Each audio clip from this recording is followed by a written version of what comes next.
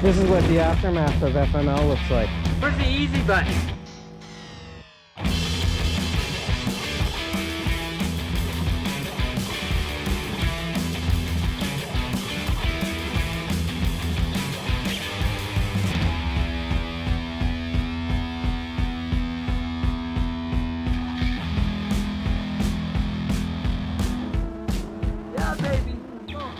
Today's episode of In the Cave with Valley Rally Enduro is brought to you by Beta Canada, our number one choice when it comes to riding the best enduro bikes on the market today. Go to betacanada.net or your local Beta dealer to check out the latest 2022 models. Ride, race, live, Beta. It's all good in the woods. This episode is also brought to you by Sunny Hill Resort, located on the shores of beautiful Bark Lake in Barry's Bay, Ontario. Family-oriented and moto-friendly, Sunny Hill is Ontario's #1 vacation destination and boasts a full range of great amenities such as fully equipped waterfront cottages, full-service campsites, and year-round ride-in, ride-out access for dirt bikes, motorcycles, and snowmobiles. Go to sunnyhillresort.com for full pricing and availability. This episode is also brought to you by Langs Off-Road. If you are at all into enduro or trials riding here in Ontario, then you are no doubt familiar with Langs Off-Road. They are one of, if not the only, dedicated enduro and trial shop in the province, and they know their stuff. If you are in the Southern Ontario region and are an enduro or trials enthusiast like us, then you would be doing yourself a disservice by not checking out Langs Off-Road for your moto needs. Hey, welcome to the show, Lee Martin. Oh, well, thank you very much, John. This is the first time you've been on the show. It is, and it's been a long time waiting. Yeah, it's a reason behind that, because if you were on early, we probably have no subscribers. That's probably very Right? true. Yeah, just we had another work up to it, you know. Yeah, just another audio with Lee Martin yapping away behind the mic. Oh God. Yeah. So we're going to talk about what are we going to talk? We're going to talk about snow bikes. No, snowbiking. I'd rather episode. not. Yeah, we're going to do Today. Yeah. it. Snow's falling, and we're all jonesing to get out there on our bikes. Oh my God, are we ever? But we thought, hey, why not do a special episode to talk solely about snowbiking and our events and everybody else's thing that's going on, because it's pretty popular these days. Yeah, so stay tuned for the next 2 hours for the big shameless plug. Why do you think we started a podcast? Yeah. free advertising. If only there was 2 really great events in Ontario. If only there If was. only. If only. That's just it, right? We should think about that. Yeah. Yeah, I mean, if Sometime, anyone has any complaints, then just feel free to start up your own snowbike event, because we'll attend to it. We'll be there. Yeah, we totally. will be. Yeah. Better be good though. I think it would be. I mean, come on. So snowbiking. Lee, you kind of got us all into this. I did. You've been snowbiking for how many years now? Oh man, I think I got into my first snow bike. I didn't own it, but it was lent to me at our Snowdown event when it was still a snowmobile event. So that probably would have been, I think, like winter of 2017, maybe. Okay, yeah. Anyways, and this particular dealer that was helping us out at the time was. I approached them. I said, listen, I really want to help grow the sport of snow biking. It looks really, really cool. And I really didn't have any idea, except Kevin Burnett, who ran Rally Connex before I took it over. He had an old snow bike kit. And AV Povin or Provin? Oh, AB Bove. Yeah. Is that it? Yeah, Yeah. like super old, like really weird looking thing. And he took me out once, and I was on tires, and it was only like maybe 6 inches of snow, and then I saw him climbing the hills where I was struggling, and he was like, "Do you want to try this?" I'm like, "Yeah." So we tried it. I was like, "Wow, this is really cool." And I think the bug bit Kevin, and he went out and got himself a proper snow bike kit, and then he brought it up to the Wawa Snowdown the year that we decided to have this opportunity during the event for snowmobilers to get to a checkpoint, and we would have 2 snow bikes sitting there. One was a Camso, and the other one was a timber sled at the time. And the guys on the sleds could get off, try the snow bikes, and see what they thought. And it was kind of a mandatory points thing. and then be like, yeah, that was really cool. We're super stoked about that. And then they would get back on their sleds and take off. So that would last all of like an hour and a half during a whole day event. So it left me and Kevin Burnett sitting there with his snow bike and this loaned bike I got from the dealer. And we went snow biking for the rest of the day. Went, oh my God, Good. what an amazing thing this is. Like and for years before that, I had tried boondocking many times aggressively with a snowmobile. And I had such a hard time side hilling, getting in between the trees. And I want to get to the top of that hill, but I can't see the line, or the line's very difficult. And I mean, anybody that's snow biked and been a snowmobiler beforehand knows, Like me. like you, Yeah. yeah, knows how difficult it is to be able to do the things we find easy on a snow bike, then they're very difficult on a sled. So I think after that, the following day, we were still having to guide and tour the Snowdown, and it was a full boondock day. And I said to Kevin, I said, I don't want to go on the sled. Let's just take the snow bikes and guide them, right? And he was like, really? Yeah, the whole day on snow bikes. Why not? Let's do this. And he's like, because to him, I think at the time was just like, I kind of go out in these little spurts and then I put the bike away. And he says, what about fuel? Well, we'll pack fuel. We'll do that. Oh, okay, let's go. And we spent the whole day on snow bikes, cutting lines that no one thought was possible. And we're going, man, this is epic. And I guess from there, the bug bit me hard. And I decided that the following year, I was going to purchase my own snow bike. And that's when I got into the Yeti. And I picked up an old 2016 Freeride 120. And, it had been used quite a bit, and it was a little burned out, but I didn't care. I was like, this is it. This is going to be the bomb. And then since then, it's I've never looked back. Right. Yeah, like I was even thinking the other day, like there's been so many times out on a motorcycle and out on a snow bike. I think some of the best times I've ever been out on a motorcycle has been while it's been a snow bike. Yeah, hands down. Yeah, it bit us too. I'm a snowmobiler a long time. And Jay, you brought your kit up last year. Yeah, We built at it Christmas. Here. Yeah. And tried it out, and we only had maybe 6 to 8 inches of snow at the wasn't time. a lot. No, but I rode it. Went, oh man, Even hitting shit, we were like, this is awesome. this is great. Yeah. We're It'd be better if jumping we in the weren't back. hitting shit. Yeah. Drive it like it's a rental, Yeah, boys? yeah, and like for me, the snowmobiling was all about trails, and I get off the trail a little bit, but it was always about destinations and trails, and to have that snow bike just to pick a line and rip through the trees, that was awesome, and we all had a snow bike within a couple of weeks, Yeah, that's the time to do it. Yeah, Yeah, you guys really picked into it fast. We did. Like all of a sudden, whoa. we all have it. Yeah. Well, Yeah. I gotta be honest. So I remember thinking. So that was last year was our first year snowbiking. I want to say 2019, maybe late 2018 is when I kind of started seeing all these snowbike things coming online, and I was like, "Oh, that's cool," but I don't know, like, where the fuck are you gonna use that? Right. And I didn't really look into it all that. I thought it was gimmicky at first. I really did.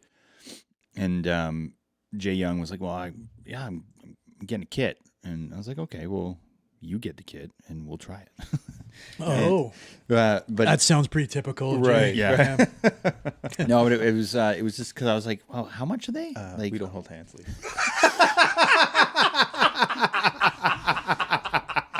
Oh God, I can't wait till the video. We're not. Are we shooting video?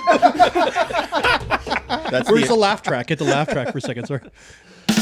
Oh, so close. There's no laugh track. It's the applause. Sorry. Right. Okay. But yeah, I just and then the cost for them too was like, wow, like how much are these things? And but then we tried it, and it started making sense real quick, and I was like, okay, yeah, this is okay. And then the track kit that you got, Jay, was the Camso kit, which was a little more affordable than some of the timber sleds and the Yetis that were out there. Way more affordable. Yeah. And it just so happens they're also built like tanks, and for what we were riding at the time with little snow at the time, like we were hitting logs and rocks. It was the right kit at the right time, because if we were riding something else that was made of carbon fiber, I don't know what that. And we're all new to it. And we're all new. We don't really know what we're doing. Yeah. But it was amazing.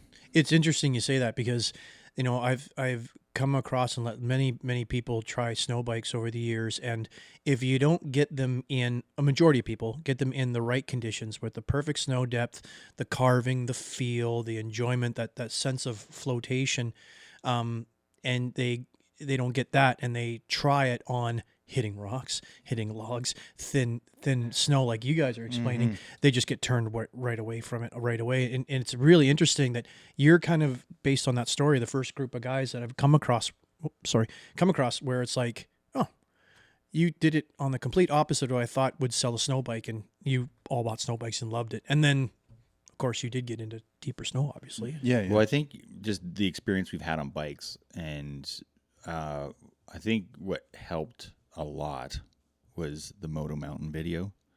We watched that A lot. That thing was on loop in the man It was on cave. loop in the man cave, like that weekend. So you know, we rode Jay's setup around the resort, and then he's like, oh, you got to check out this video, and just so happened they were all betas, and we were blown away. Like, it's such a great snow bike flick. It's really, really well done. The cinematography's like mind blowing, and you're just like, oh my god, I gotta get a bike. I want to be that person. It gets you ramped up and Yeah. excited. Yeah. And we also started watching that Vernon MX guy on YouTube. He's yeah. pretty funny. Bomber Day. Bomber Day. Shout out to those guys. Yeah, they're good dudes. They're probably having some bomber days right now. But yeah, just watching that, I was like, okay, and I get it now. That's what snow biking is. It's not, 6 inches of snow. It's when it's deep and you're having a blast. And then, a couple weekends later, it was dumping out here, and we took it into the lake where, our lake sinks down 30 feet. So it creates this huge kind of bowl situation. And me and Jay Young were out there fucking just carving in like 3-4 feet of powder. Like, it was amazing. Oh yeah. It's beautiful. Yeah. And getting back to what you said about the getting from a snowmobile and thinking it was, just a little quick rip. I was the same thought the whole time, when you said Ken Burnett, he thought, oh, we'll just take a little rip and put it away. I always thought, oh, snowmobiling, I'm an avid snowmobiler. And I always saw snow bikes as like, yeah, that looks like fun, but that'd be fun for 10 minutes. Yeah, but once you get on them, oh my God. Yeah. You could run all day long and never be bored. And it's all different lines. And Well, they're different machines for different things, right? Completely. And that's one I thing. love my sled for the trail. I do. I still will, and forever. But to be off trail, I would pick a snow bike anytime. And that's it. It's, you hit on it earlier. Most sledders, I think, vast majority of them, except for the guys that do the big mountain stuff, it's a point-to-point kind of adventure. You're going from point A to point B. Yep. You're riding the trails that are groomed, and you're on the trails. And it's fun, and that's fun. Yep. On a sled. Yeah. Snow bikes are about getting off-piste. They're about exploring the backcountry and going places that you didn't really think you could go. Yeah, a lot like what we do in the summer on our bikes. Yeah. I mean, when we took those snow bikes last year, I was blown away. Yeah. Like, completely blown away. When we went up that cliff face, like, I was like, there's no way. Bay. There's no way we're going to make that. And we all did. It's interesting too how you say that, because it's on a perspective of a bunch of us in southern Ontario, where the only real place you can go with a sled safely is on a snowmobile trail. Yep. I mean, I'm sure if there's anybody out west right now listening to that, like, they'd be "You like, idiots." yeah, what are you talking about? Like, this is epic. They don't even have trails. Yeah. Yeah, like that's how we get to the top of the hills. Yeah. Straight up sometimes. But yeah, it's for around here, for exploration and just sheer adventure. Like, it's addictive. Yeah. Yeah, and it's powerful stuff. It's pretty cool. And, the consequences aren't very big if you come off your snow bike. That's the other thing that I really liked about it was, if I'm going to try and do a really tight carve and, I come off the bike, well, I'm coming off in like 2-3 feet of powder. Yeah. Like, you're never going to feel it. No. And likewise, if you kind of rock over a big snowbank, like maybe even if it drops a couple feet, maybe more feet, like 4 or 5, it's amazing what they'll soak up. Like, I was surprised. I've had some pretty cool little crashes. One of them, and they're all on video. Actually, John, do you want to roll the clip? Listen, Fire it we up. don't have the budget yet. We're working on it. Okay. The one of them was I remember very well, just tearing down a hydro corridor during a snowdown with the snow bike, and in hydro corridors there's all kinds of hidden stuff, and it was a big piece of rebar that they left over to anchor down, I guess, when they were tightening the cables and stuff. And I hit that and went right over the bars, like tomahawking. And besides the wrists being a bit sore, if that was to happen on dirt that speed, it would have been just a mess. And so I just wound up getting up and laughed and went, "Oh my god, Terrible!" wow. Until I see, the bike's damaged. I'm like, "Oh man." Yeah. And then sometimes, I don't like talking about the negative things of snow biking, or even any type of winter sports for that matter, because it happens with backcountry skiing and sledding and everything. But as you're cruising along and you got a flat lighted day, sometimes it's really hard to tell the difference between, is that just flat ground in front of me, or is that like a 10, 15 foot cliff or a drop? Yep. And I had an incident where I was cruising along the backcountry, and I was it was getting deep, and I was having a little bit of issues, and I found this sled track that went through the Badlands, and I started following it and said, okay, this is good. And I started picking up speed, and then that same sled track went right over the cliff that I had launched over. And instead of just kind of holding it and sticking it and, being a rock star, I was like, oh shit, no. And then boom, boom, boom, boom, down you go. Right. But just whatever, get back up, pick the bike up, off you go. So it's very robust, and it's a pretty safe thing. It's I don't find people hurting themselves very often. No. Even last year at the end of the season when we had no snow left and we still went out for that snow bike ride, it was great. Yeah. I enjoyed it, and I think we all did. But we were getting back to the trucks, and the road was just gravel. Oh, good. I'm watching from the back, and I'm watching. I don't remember if it was John down first or Jay, but Oh my I was God. right behind them, and they're on the gravel, and they slid out, And My skis just hit dirt, and the bike skid out. stopped. Yeah. That was me that went down handlebar. Boom. And I'm talking to Lee on the radio. I'm like, oh man, I'm watching these monkeys down on the ground, And then 2 seconds later, I come off the snowbank onto the road, and I hit this big rock, and it stopped me dead right over the handlebars. Yeah. But the same thing. I was in the snow and just laughed it off. But again, the amazing thing about those machines and what they can do is I just kind of looked right and went, well, there's lots of snow in the woods. Yep. I'll just ride in the woods until I get to the truck. And it was totally amazing. Yeah. Like, it was completely fine. Yep. And I'm like, why didn't we do this to begin with? Why are we running on the fucking road? Right. Well, we saw a lot of people, and a lot of people were like, yes, you guys are awesome. It does attract attention to sure the does. point where you feel like a rock star, and everyone's like, what is that? That's so you park cool. in a parking lot, and people just come up and, what is that? Yeah. And Yeah. it leads into a 30-minute conversation. Mm-hmm. So we've been talking about snow bikes for like 17 minutes. Okay. But we haven't really explained what a snow bike is for maybe some folks that don't really know what a snow bike is. So it's a mountain bike with really fat tires, folks, and spikes on it, and we just pedal our way across the backcountry. So good. Negative. So essentially what we're talking about is we take our dirt bikes, we take the wheels off, and there's a track like very similar to what a snowmobile would have. Yeah. It goes on the back, and a big fat ski in place of the front wheel on the front. And that's how we get around in the wintertime on our dirt bikes. It basically turns our dirt bikes into snow bikes. Yeah. Mm-hmm. And it's amazing how they work. Last year, the whole time I was worried about the cold and my dirt bike and if it would start. And once you're running, it's not an issue at all. It runs like a bike does in the summer. It's fantastic. Mm-hmm, mm-hmm. So it's that makes a good segue to kind of talk about some of the extras that you should be thinking about. But yeah, John, like you said, that's pretty much a snow bike. I mean, you put a track and a ski on it, and away you go. But so how do we get started? Why don't we start let's start from the ground? Yeah, for sure. So I think the first thing is looking at your budget. How much money do you want to spend on this sport? And when you're judging that, I want you to think to yourself, especially if you are into sleds. Think about if you were to buy a snowmobile, how much that costs. 20 grand, which is $20K at this big point, investment, yeah. And how much time it sits in the garage doing nothing and depreciate. You might get out if you got, lots of time off of work, or you got a good bank account balance, and you can head out every weekend in the winter. You're still only going to probably get in 8 weekends worth of decent snow if you're willing to travel a long way. When you get into a snow bike, the beauty thing of it is, you know, essentially you already have the dirt bike, right? And when it comes to picking and choosing your dirt bikes, you know, you guys use 350s and you got a 390 and they seem to work well.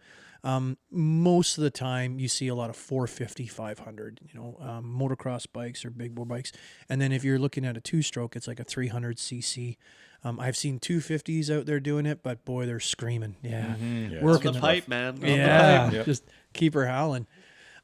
So, and then, back to the budget is like, you've kind of got this multi-tier. There's so many manufacturers out there now where you can really pick and choose how much money you want to spend. And that usually equals to the amount of performance you're going to get out of that machine or that kit. So for example, a very popular kit in Southern Ontario is the DTS 129 by Camso.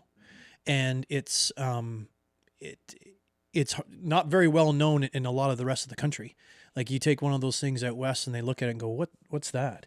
So it's not a big market out there where other manufacturers do strive. But if you're getting into that entry level, especially if you want to buy secondhand, you know, as long as you have enough knowledge to look at it and go, oh, the bearings look good and the track looks good and the sliders look good, and you get a friend that might snow bike to help you look at it, you get into a snow bike kit fairly reasonably cheap. You see a lot of those Camsos around $3,200. Yeah, or even cheaper sometimes. Yeah, you know, like they might be banged up, but they still work. And then if you don't get enough snow or you don't get the opportunity, they seem to hold the residual value pretty well. Any snow bike kit really does. And then you just throw your studs back on your wheels and off you go until the snow falls. So it's a really quick thing opposed to just watching that sled in the garage sit there and collect dust. When you get into other price points, like, for example, Timber Sled and Yeti, and even Moto Tracks, ZF Sprocket, those are the kind of the manufacturers coming to mind. You can get up to around brand new anywhere between that $6,500 all the way to $11,000, depending on how much performance. You spend the money, you get better performance. You get better warranty, you get better customer support, you get better, right? So, I'm a Yeti ambassador. I tend to really, you know, truly believe they make a superior product. It works really well. It's durable. It holds up to, you know, everything that I've thrown at it. It doesn't matter what track kit you buy, by the way. If you're going to hit something hard enough, you're going to break it, right? It's obviously not ideal to hit something made out of carbon fiber at 1,000,000 miles an hour than it is hitting something that's solid steel. But there's a difference. So yeah, and then once you kind of figure out that budget and what you want to spend, you can kind of graduate from that, right? And just build up to whatever you want to get into, and you'll have, I'll be honest, you'll probably have just as much fun for the first 2 seasons on a $3,000 kit as you will if you spend a lot of money. So if you're unsure, start low, build up, graduate, right? And then get talking to other snow bike owners and educate yourself into the brand that you want before you just jump into it thinking, oh, that's what everyone else is using. That's kind of what we did. Yeah, it I mean, we opted for the Camso kits, which is pretty much the entry level kit, but it's the trade off is, you know, it's heavier because it's made entirely of metal. I think it's iron. Pig iron. Yeah, it's. I don't know. They've melted down old Sherman tanks from World War II and fashioned a track kit out of that steel. But it's actually all aluminum. But yeah, we're joking. But what it lacks in performance compared to some of the higher end kits, it more than makes up for in durability. Yeah, and it's fun. It's tough. You know, oh like yeah, and it's still maintenance fun. free too. Just add a little bit of oil in the gearbox. Like you look at what these guys out. Let's say, for example, out in BC, what they're doing in super deep snow, and they got turboed bikes, and you know, they need high end kits. Yep. Right. They need the long tracks. Where we are here in Ontario, we don't have to climb up like 3,000 meters of vertical mountain. Where the air is thin. Yeah. So, you know, the Camso kit works just fine. Yeah, it's great. And, you know, once you get, and then the thing is like when you first start out, you really don't know what you're doing, and then as you progress as a snow, it's like anything else, right? As you progress, you upgrade your kit. Yeah, you start realizing things like, okay, this doesn't perform quite as well in this scenario as maybe, the guy beside me in the Yeti or whatever, right? So maybe that's, You are a Yeti ambassador. You keep bringing that up. well, I have to. Okay. Yeah, that's why they pay me the big Oh, bucks, boys. gotcha. Laugh track.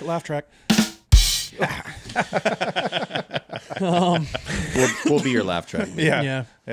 So, but regardless, it's got good residual value. I find it's especially if you buy secondhand and you're thinking about getting into it, and if it's not for you, you can sell it the following year and probably make the same money back. Look at it this way: if you want to go out 8 times on a snow bike and you have to rent it, the going price is about $550 a day.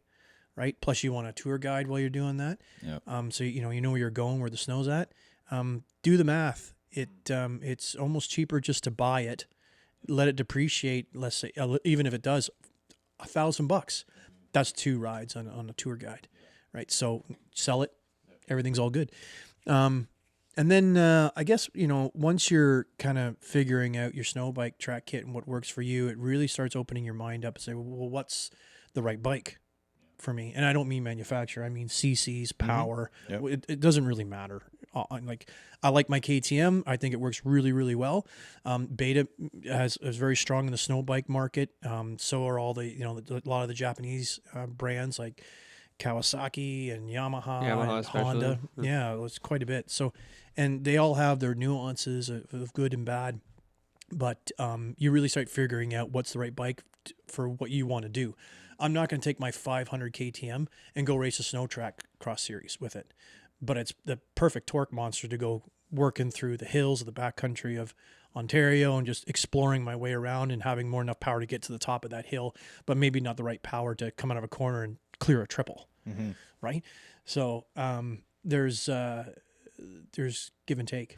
And then after that, it's really all about, getting the mandatory accessories to make your bike work right. The modifications that Mm-hmm. you should do, like there's some basic ones, Right, like an 'cause intake or Yeah, like dirt bikes are just not designed to work in -20. Mm-hmm. Period. Yeah. Right, or constantly being bombarded with snow and super cooling and all the things that that really come into play. So one of the things that I recommend for you guys out there looking at getting into snow biking is, first and foremost, it's really important you get a proper working thermostat. A thermostat that's going to help build the heat in the engine.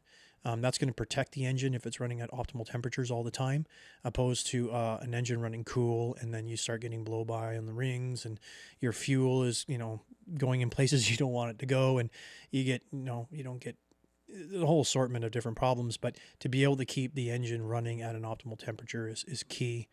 And to help with that, an engine jacket goes a long way, even if whether you're, getting a manufactured engine jacket from, let's say, PST versus, making one out of a crazy carpet. Well, the one on the crazy carpet's not going to be great, as good as a manufacturer one, but it'll do the trick. Mm-hmm. They'll keep the snow out. Yeah, it'll keep the snow out to get you to realize, okay, I need to get into this.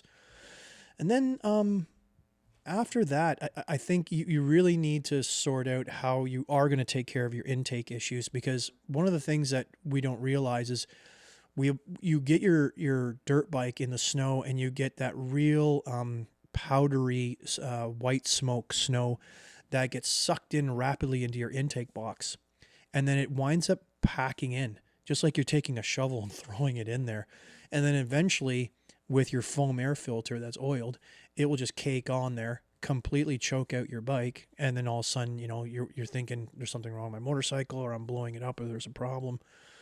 To get either a proper filter skin that replaces the foam, and opening up that airbox, doing the modifications to get all that snow not only to come in but to also exit, and that's it. Other than that, it's creature comfort and creature comfort. Mm-hmm. It's like heated bars. Yeah. heated bars, big pegs.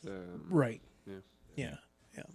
And you wind up getting that anyway. So when you get to a certain point, you just start enjoying it. You wanna take care of your baby. You want to take care of your investment, so you get that type of stuff. Yeah. So what's some good resources for folks to start looking into snow biking and what it takes? So where would you recommend people start? I think this is a good discussion for the entire table. I mean, Yeah. I'm personally, the thing that I think what really helped me out at the beginning was Snowbike Ontario. Yep. It's a Facebook users group where you have to, what is it? I guess you apply to get into it. It's just not an open public group. And then on there, it's a very rapidly growing page, and there's a lot of discussion.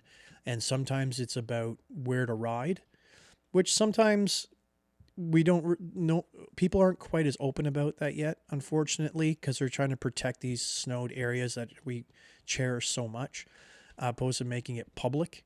But I think that's going to turn around. That's going to change eventually. But it's great for hey, I've got this KTM 500 and I'm having a problem with my air intake. Anyone have the similar issue? Yep, I do.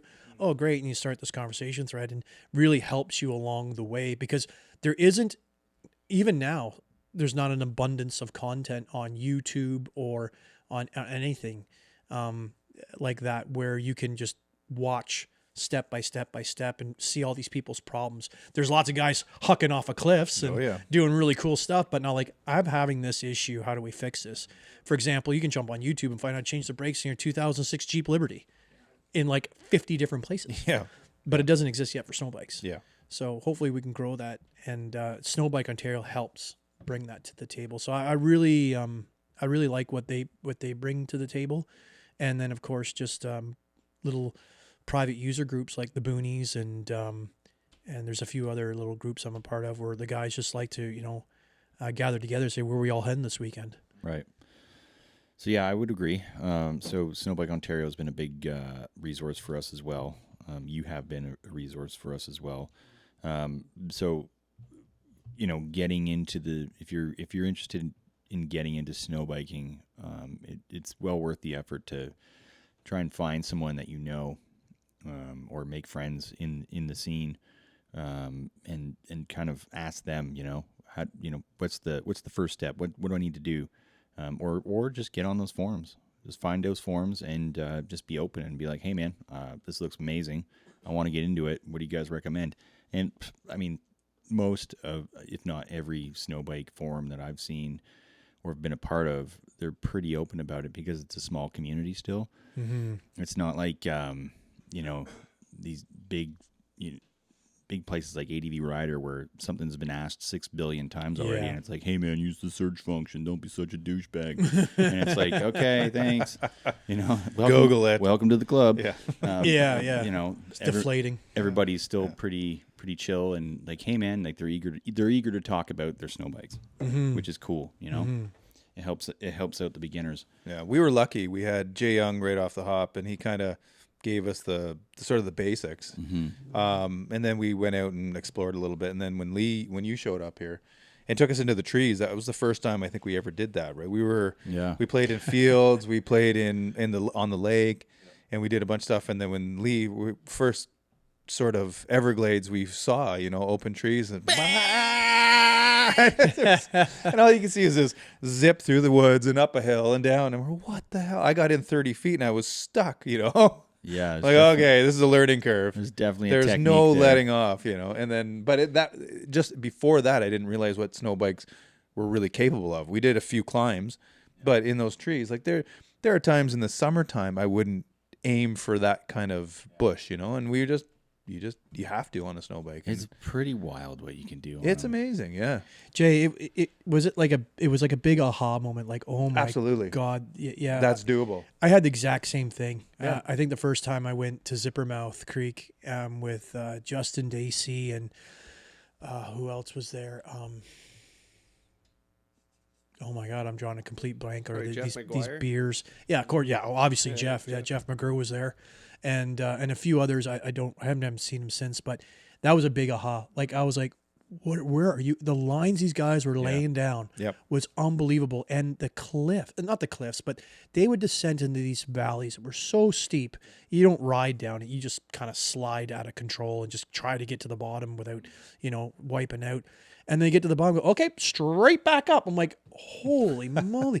And they're doing it. And it's like, wow, this is what it's really, this is really happening. This is so cool. And as a sledder, as a snowmobiler, and for a long time, I've been in it for a very long time.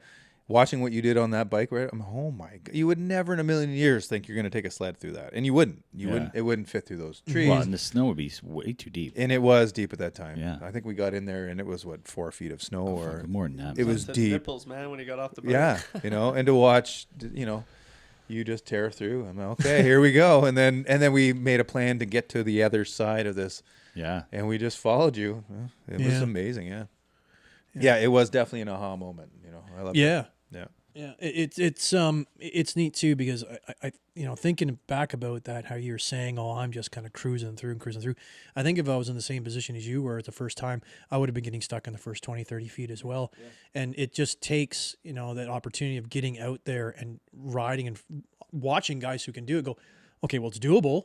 That can be done. And you start analyzing going, oh, they're turning and then side hilling and gaining the speed and shooting back up. And and being able to see lines is a I think the only thing I learned from you, Lee, was hold it wide open and leave it there. it can work good. Yeah. Did we burn 17 liters of fuel in Oh, man. 15 kilometers that day? Yeah, that was a heavy snow day, that one. Well, it talks to the different riding style that you need to adopt to snow bike versus riding your enduro bike on the regular. Because when you ride your enduro bike, there's a lot of nuances, right? You're up and down the rev range. You're kind of throttling your clutch a little bit to get up and over. It's not, you're not revving the shit out of your engine all the time. Yeah. Right. Whereas with snow biking, you really need to get that engine into peak rev range to get the bike up on top of the snow and to keep it there. And this is, I'm assuming, I'm not an expert, but from what I see, this is probably why the MX bikes are the better bikes to be turned into snow bikes. Yeah. They're high strung, right? So Yeah. you get that power delivery right away.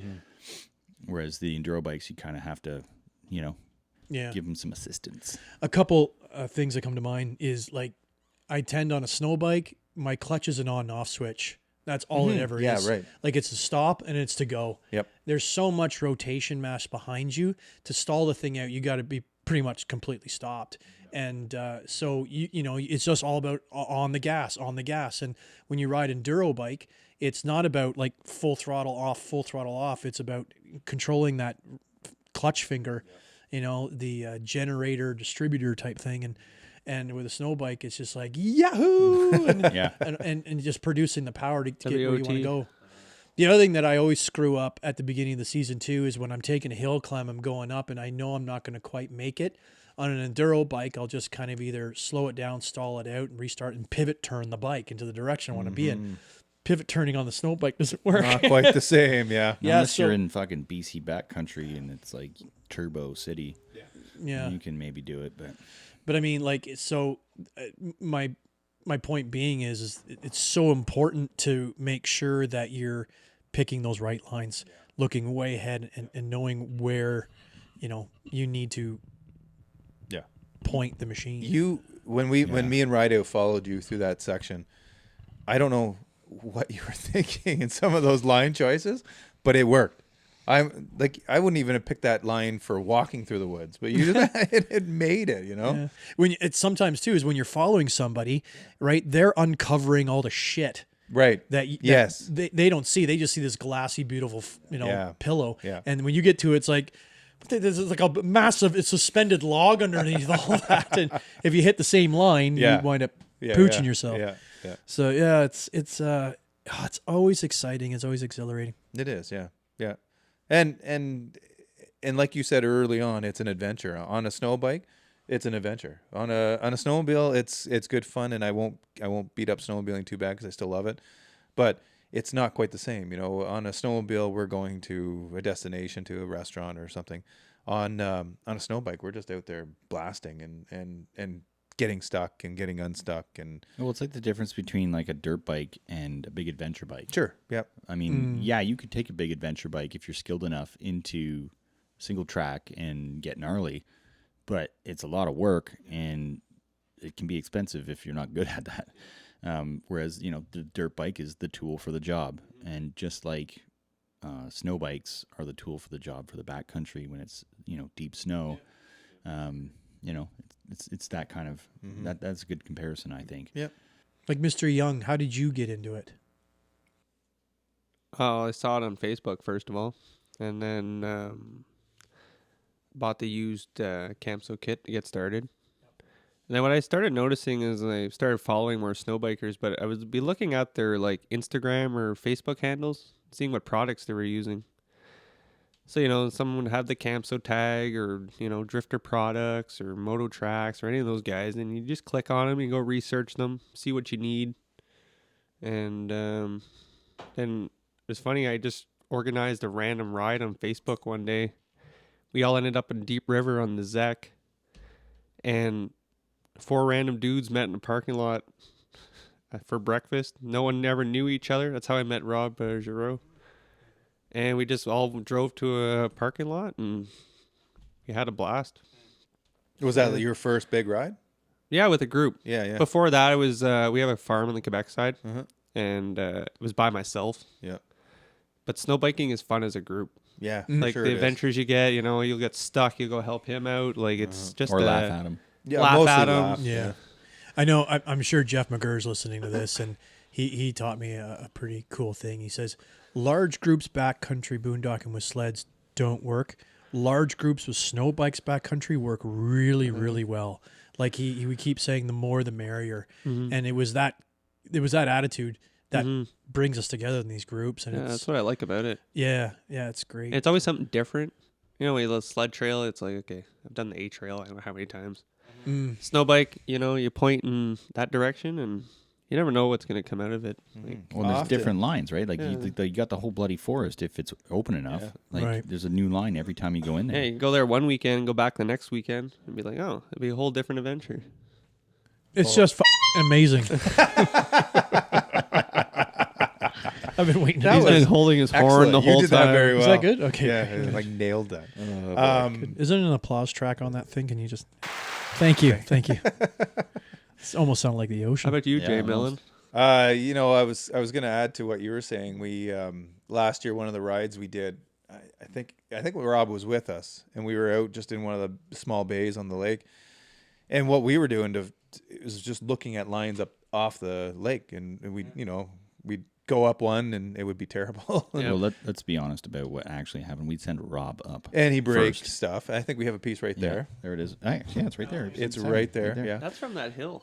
that Yeah. is. Yeah, we're like, hey, Rob, do you think you can make this? He said, I could make that. Yeah. Do you see that at home, folks, on the video? We're working on it.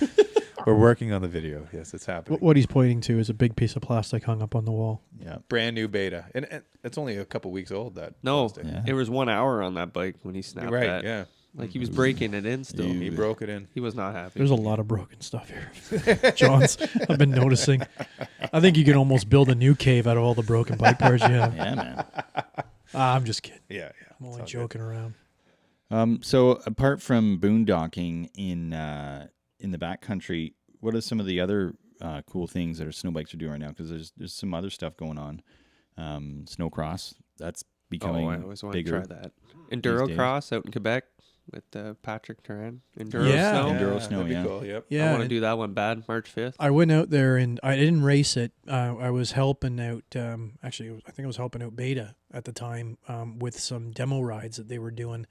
And I was at that event and I got to do a couple laps of the... This is fantastic, folks. Just a quick interrupt here. So what's just happened here is John has looked over at Jason and he gave him the sign, "Go get me a beer, bitch." Like, that's right. And now he's going to the fridge to get a beer for John. I'll Folks, have one too, Jay. Please. Would you like one? Good job, good job. I would most definitely like one. Yes, thank you very much. Thank you, Jay. One of them fat keys. Yeah. So, folks, and Tune in to see the video on that. Mint. We're working on the video. I thought it was happening. You know what I love is the guy who does video the best out of all of us is Didn't commenting help, on right? how we don't have video. Yeah. Do you want a job? I- It doesn't pay very well. I mean, you get paid in beer. Is that maybe. couch for free over there? Like, Oh, it's fish free. oh my god, Sir? I totally lost what we were even talking about. I'm so sorry. We were talking about snow crossing. Oh yeah, the enduro snow. Yeah. So what? It was neat because I got a chance to do a couple laps of the track after Jerry. almost 60 riders went through, and it was crazy difficult. I bet. Yeah, it was hard enduro for snow bikes through and through. Now I wanna We do went it. through this section of trees, and they dug down so deep in the snow you could see the handlebars making ruts Wow. in the snow. And I was like, what is going on? What is this fuckery? This is crazy. And it was really neat, and everyone super enjoyed it. So yeah, that what he's doing over there is pretty cool. And I think Patrick has also introduced snow biking to his, what's it called? Oh, It's Chalon Blanc.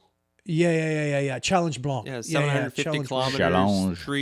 3 days. Yep. He put a snow bike gas Good stop French, in. John. Mm-hmm. So at 150 kilometers, I believe, there's a gas stop for snow bikes only. It's like the Daker for snow bikes. Nice. Yeah. Yeah. Pretty cool. Yeah. Or sleds. Yeah, what was the one out in Newfoundland for sleds that they did for years? I can't remember the name of it. Do you know what I'm talking Oh, about? Yes. the drunk newfie. No. No. If it was called that, I'd be there every year. I know which one you're talking yeah, about. They and race it's- around the island. Yeah, it's very similar. I think the same layout as that is that race. Yeah. Wow. And then, like you said, the CSRA Snowcross series Yeah. Yeah. is I haven't participated in it. I don't really have that much of an interest, but I love watching it. Well, it's not just being a part here of in it. Canada too. Like down in the States, is getting big. Oh, Like, X Games too, right? yeah, I'm like seeing it all over the place Right. now, and it's Yeah. like, oh, like there was I was watching a race the other day. I couldn't tell you where it was, but there was a fucking boatload of snow bikes. There's probably like 40 bikes on the circuit, and I was like, holy Moses! Like, And what's the difference in their kits? Do you know? They're Lee? short. Yeah. They're 120s mostly. Yeah. Okay. And The guys that are suspension is upped. yeah, the guys that are being really like pro about it. Yeah. You know, they're well, look at Yannick Bouchard, for example. Okay. Yannick, I hope I'm saying your last name right. He's got the 120 Yeti SS system, so it's a thinner track. It's a shorter track. I even think that don't quote me on this because I should know, but I think even the track has a different profile to it. And then of course, you know, all the suspension, and he's got, you know, Derek at Fly By You bringing in brand new Husqvarnas, and he's putting them on a dyno and just stretching every inch of power out of that thing. So Yannick can be that, you know, extra 10 feet in front of the next guy so he can get the whole shot. And it shows. I mean, that he placed at X Games, right? Last year, if I recall correctly. Yeah. He's podium every event this year so far in the Canadian series. Yeah. So, but I think that, you know, for for the beginners or the people thinking about getting into snow biking, listening to this program, what to look at there is not necessarily the fact that you want to get out and race and try to be number one. You're given an outlet almost every weekend to go to somewhere to ride your snow bike that has snow, has jumps, Yes. has a friendly community, Yeah. and it's safe environment. Yeah. With very little commitment. I think the only thing you really need to join that series is you have to have a tech vest. yeah. That's it. Yeah. Yeah. And a membership to the. Well, yeah, remember, yeah. Yeah. Well, you know, and I think we touched on this earlier, but they're actually really easy to ride.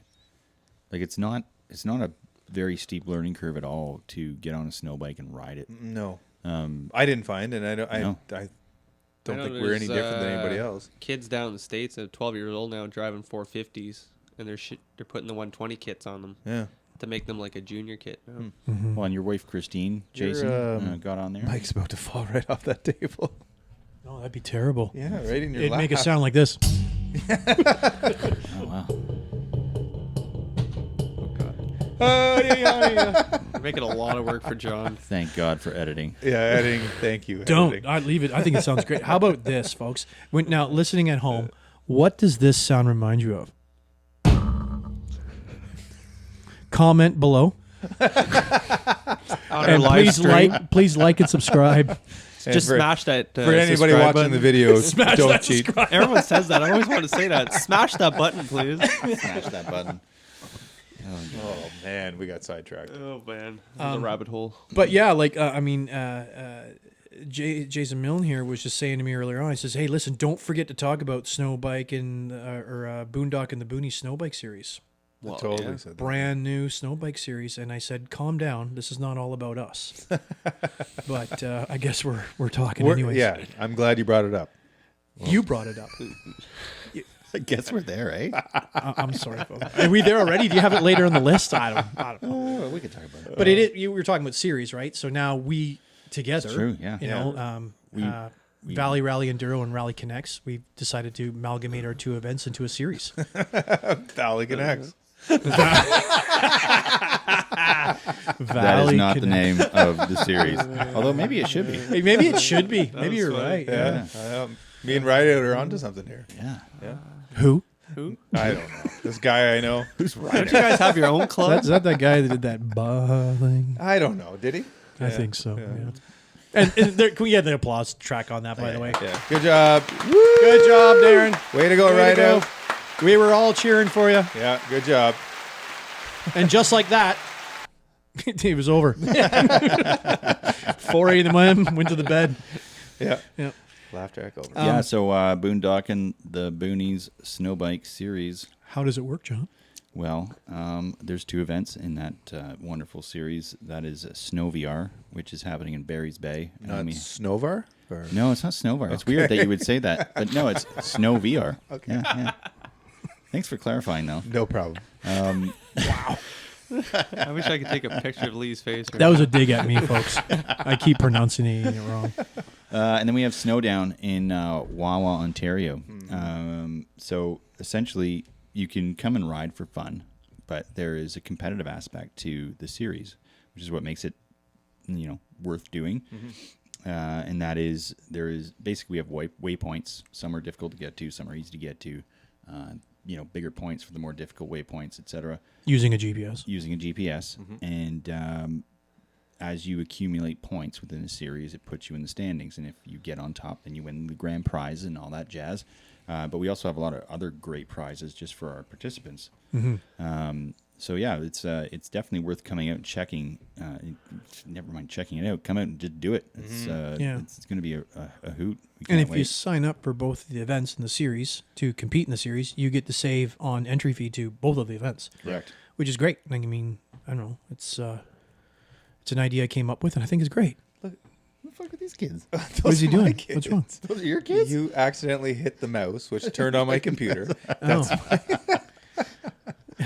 There's Tell the some- folks at home here. Some weird kids looking at us right now. Yeah, strange.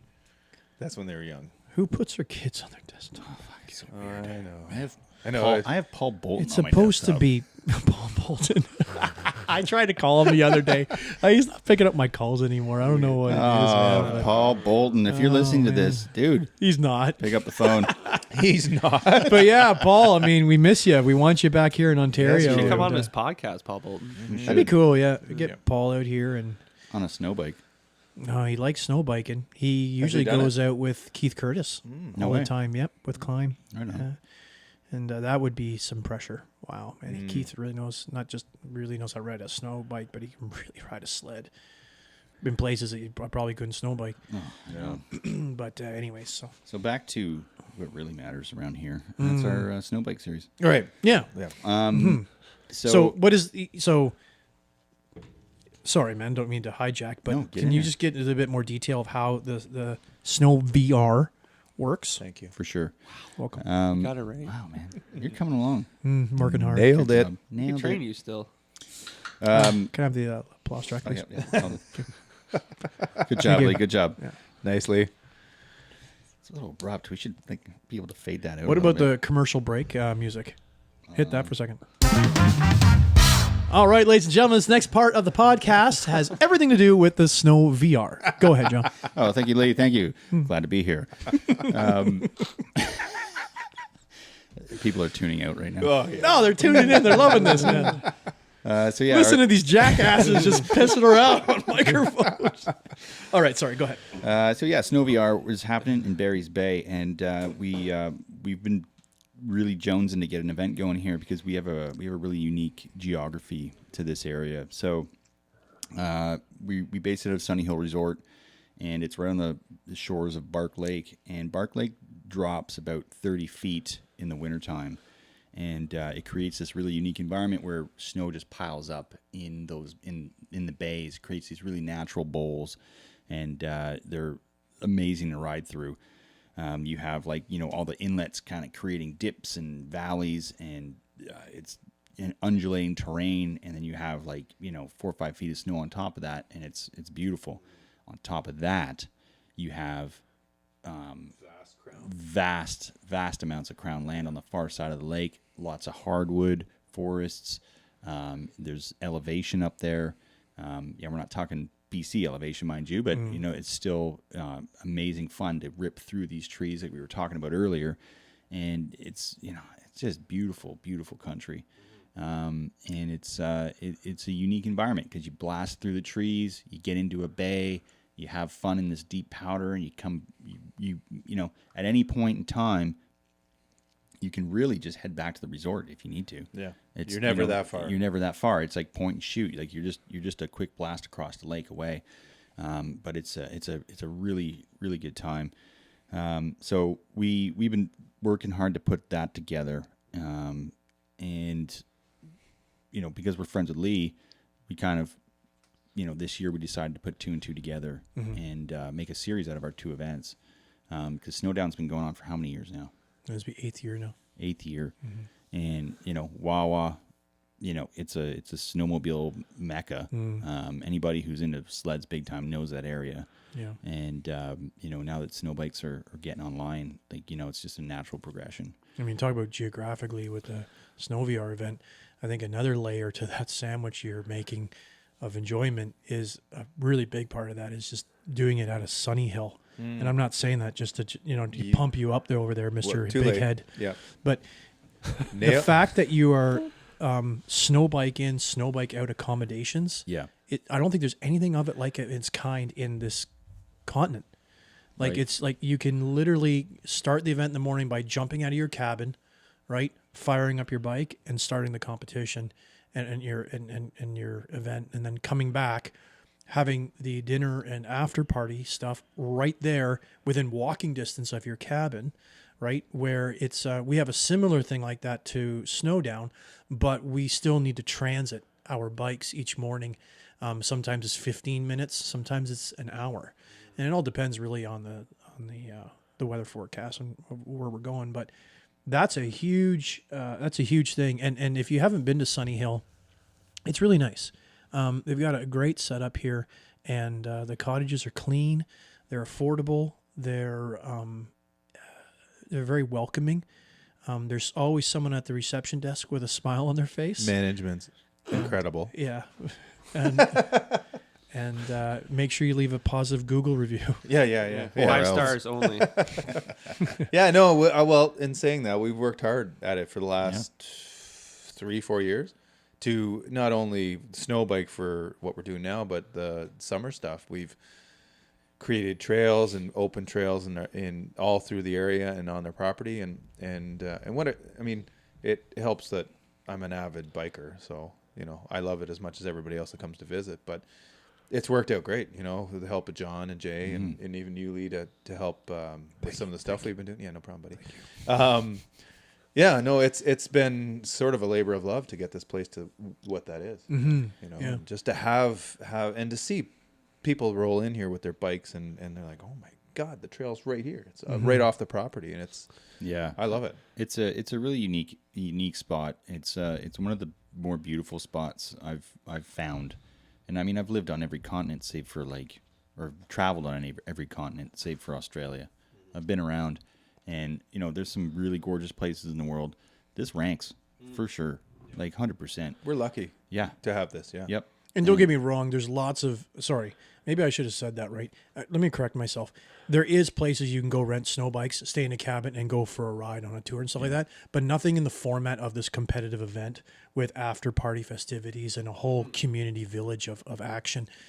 So, yeah, let me not take away anything from the guys that are doing guiding tours at the Chick Chocks or out west or whatever, but to an event, Right. like a snow bike event where there's, not just 10 of you, there's 100. Yeah. Whatever. So, and then the competitive side of it is the exact same as Snowdown. So if if you're used to the Snowdown competition side of things, where you're using that GPS to find the waypoints, and there are certain waypoints give you more points because they're harder places to get to versus easier places, you build those points up, much like Snowdown. So, yeah, it's. I really hope that I don't hope it's going to work out. It's pretty awesome. So. Oh yeah, I mean it's. I think Ontario and maybe even the Quebec guys that are snowbiking, they're kind of jonesing for something to do other than just go for rides. Like events are fun. That's why our summer events, like you have Rally Connex, we have our OVR series, and they're doing really well in the summertime because people want to go do shit on their bikes. Yep. They want stuff to do other than just go ride. I mean, going riding is fun. Don't get me wrong, but an event is cool. Like everybody's there, they're hanging out. It's a good time, and you meet people that you don't know, or you meet people that you know that we haven't seen in a long time. It's a cool environment, and you don't always get that every day when you go riding. No. And so with the snowbiking, I don't see why it would be any different. So I'm looking forward to what's coming this winter for sure. Mm-hmm. And then the following week is the Snowdown, right? Yep. So, like John said, up in Wawa, and it is a long drive, but the snow is there. Yeah. Or along that coast of Lake Superior with the lake effect. So right now, they have anywhere between 50 to 70 inches of snow in areas, and it's almost clockwork. Like it's always deep, it's always beautiful, and the hardwood boondocking backcountry areas are just mind-blowingly awesome. Like you swear you've died and gone to heaven. It's just unreal. And then so the Snowdown's a 2-day competition where one day we spend a day doing all these waypoints in the Badlands, or for the more locals know it better as the Fume Kill. Way back, like I don't even know when they were mining quite a bit in that area, much like Sudbury, I think this is the scenario. The smokestacks weren't built high enough to whatever they were burning in the mines, and all that toxic, smoke that back in the day when no one really cared, it all floated in through the forest, killed everything. Wow. It's Everything. still like that. So it was today. a very unique Very much environment. still like it today. Yeah, it's coming. Trees are coming back, and it's more wooded than it was, let's say, 28 years or 30 years ago. But that's why they call it the Badlands or the Fume Kill. Right. So lots of rock, lots of hill climbs, lots of cliffs, lots of places to pop and jump off of, and lots of little lakes. So you're scooting across the lakes if you're not taking, an old rail line, that's out there that people use all the time, and it's surrounded by the old mines as well. So when you get close enough to their fence line, you can see some really cool, like big, like 400 or 500 foot deep holes. It's pretty neat. So if you're going to Sault Ste. Marie, do you go by that area at all? Like, can you see some of that Badlands? Because I remember riding out there. No, you cannot. Okay. Yeah, 'Cause there's just like I remember riding out. I was a little bit outside of the Sioux, but I just remember seeing the terrain, and I was like, wow, this is really interesting. Fucking like rocks and shit. Like, Yeah. it's definitely a different. What it reminds me the different most formation. of is Sudbury. Right. Sudbury is very much like that. Yeah, they had the same similar issue, right? So when you go through Sudbury, it's like all these big rocky areas, which are really cool. Dark rocks. Yeah. Yeah, and then the second day, we go to Zippermouth Creek, which is a place I was introduced to, and I just fell in love with it. And I thought, this is amazing. This is so cool out here, and it's just hundreds and hundreds and hundreds and hundreds and hundreds and hundreds of acres of hardwoods, of big hills, big deep valleys, just really wicked stuff. And it's cool because you literally drive right up, unload your bike, and start riding from there. Where I think that's one of the advantages we have snowbiking in Ontario versus some of the disadvantages that they come across snowbiking out west. If they're in later in the season, they got this real mucky, dirty gravel, snow, thin covered roads that they either try to get up in their trucks or they have to snow bike to get to the top of the mountain where the good snow wearing is. their wheel kits in the springtime, I guess you could say. Yeah, where we get out of our trucks and go. And we don't have the avalanche issue. Problem. yeah, which is a pretty scary thing. So, Yeah, no so kidding. yeah, that's kind of what, and then again, prizes, after parties, camaraderie, great gathering of people. Yeah. And Well, should we talk about the grand prize? We bring that up. Well, we haven't decided on it yet. yeah, like it's gonna it's be in a the good works. one. Yep. It's in the works. Yeah. But we definitely want to produce something to the winner of the series that's going to be super cool. Yeah. And we're taking our time to really dial that in, make it right. Yeah. So yeah. Oh, snowbiking. I could snowbike for days and days and days. Sunday can't come fast. I can't enough. wait. Yeah. Yeah. I haven't been out yet. Yeah. So, yeah. What's your dream snowbike situation, vacation, what have you? What's you could snowbike anywhere in the world right now with any kit. What's it going to be? Oh, it's gonna be Yeti. No, weird. How weird is that? Yeah. Man, that's I never thought about that. I guess, I really would like to get out to Kelowna in BC.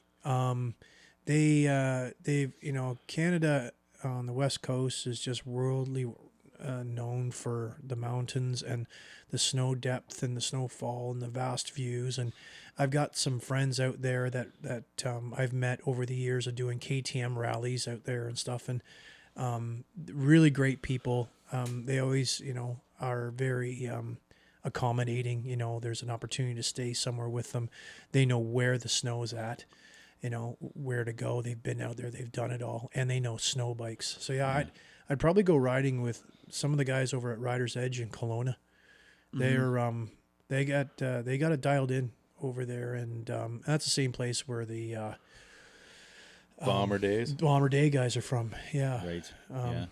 and so they've got the goods over there, and it's just a good community. That would be pretty cool. I just haven't seen, or I wouldn't mind riding with the guys from Climb. Yeah. Yeah, like their frozen cow tag event and stuff Yeah, like I'd that. love to That'd be do that cool. event. Yeah, they've got some. Well, maybe that needs to be the next Blue Steel project. Sounds like a road trip. Yeah. to me. Yeah. Blue Steel version 2. Uh-huh. 2.0. Maybe 2.0. maybe if we know any Climb ambassadors, maybe they could reach out and kind of ring the bell there. There you go. I know too.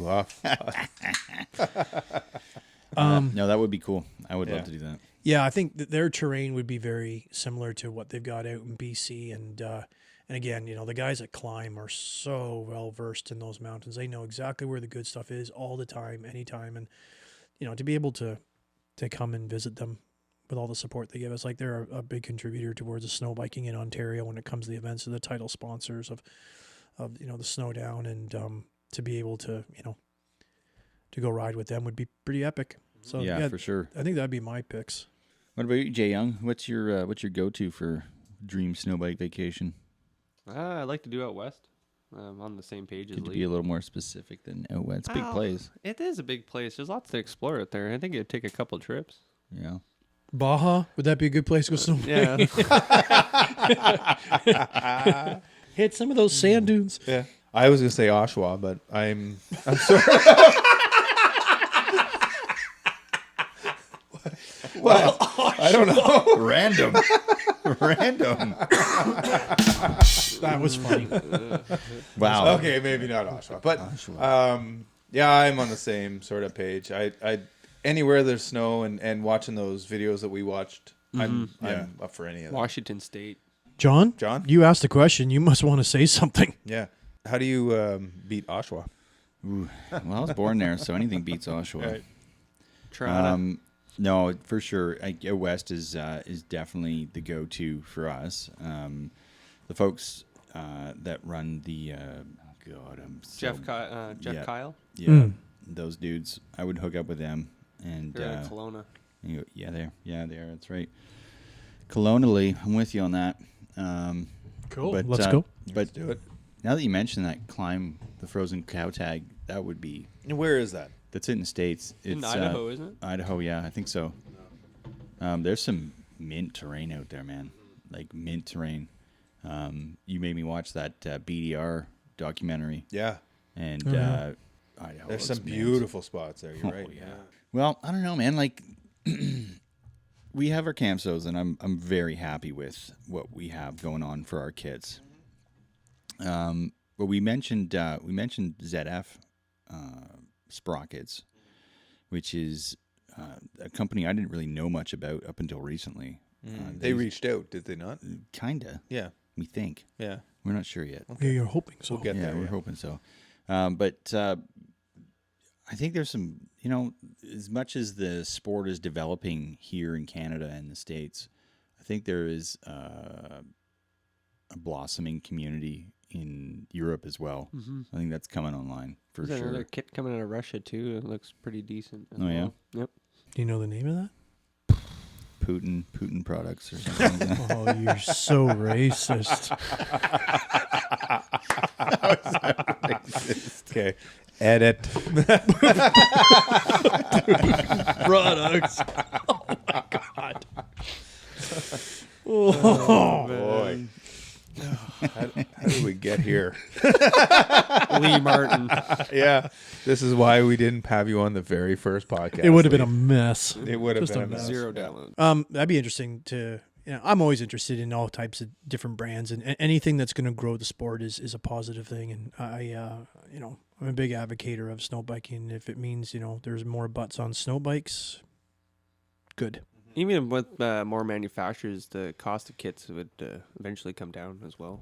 Yeah, that'd When be you nice. got more competition out there, drop their kits, like in pricing. Well, I mean, at least in the entry level spectrum, right? Because I mean, if you look at some of the higher end kits like a Timber Sled or a Yeti, you're looking at about $10K to get into one, and for most folks, it's. I mean, don't get me wrong, like a lot of the people that are getting into this stuff, they do have some amount of income to purchase these things, especially if they're coming from a sled background.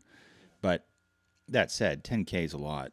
To drop on a track kit, I think it would be beneficial for these companies to maybe put a little thought into an entry level kit that could get people into the sport at a reasonable cost and build some incentive into that upgrade process. So as you get further into it, it's like, okay, I know what I'm doing now.